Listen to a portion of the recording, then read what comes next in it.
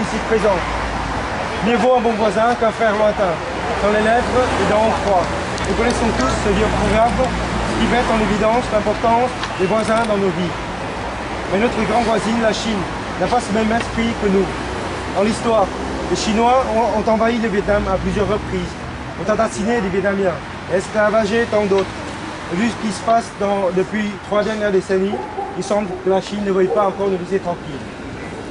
En 1979, la Chine a attaqué sur 26 points le long des 250 km de frontières dans le nord du Vietnam, nous causant de lourdes pertes humaines et d'importants dégâts économiques alors que nous sortions tout juste de la guerre contre les Américains.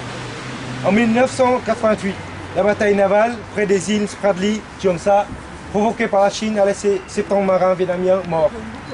Ces dernières années, la Chine n'a pas cessé de causer de difficultés au Vietnam dans son développement économique.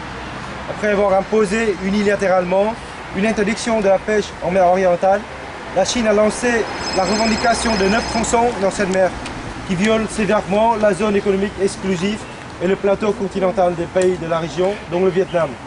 Et récemment, la marine de guerre chinoise, les navires de garde-côte harcelés allant jusqu'à détruire à 2 reprises les équipements de sondage pétroliers et géologiques des navires de recherche vietnamiens. Ces actes de violation flagrants et honteux de la Chine ont entraîné des protestations, non seulement de la part du Vietnam, mais aussi de tous les pays dans l'Asie du Sud-Est. Le Vietnam a su oublier le passé et se concentrer sur l'avenir. Le Vietnam a tout fait pour développer des relations sino-vietnamiennes saines et stables, répondre à l'aspiration commune et aux intérêts fondamentaux des deux peuples, ce qui profite à la paix, à la stabilité et au développement de la région. La Chine semble vouloir obtenir beaucoup plus, et ce, par la sournoiserie, la force et la violence.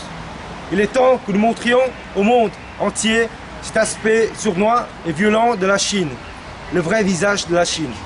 Nous voulons la paix, nous voulons explorer notre propre plateau continental tranquillement. Nos pêcheurs veulent aller pêcher sans se faire tirer dessus par les Chinois, se faire le poisson volé par les pirates chinois.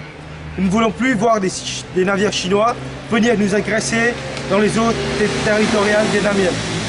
Aujourd'hui, nous sommes réunis ici pour exprimer la solidarité et l'amour pour notre pays et pour protester contre l'attitude belliqueuse de la Chine en mer de l'Est. Le message que nous voulons transmettre est le suivant. Les Vietnamiens défendront coûte que coûte le territoire maritime comme terrestre face à l'invasion chinoise.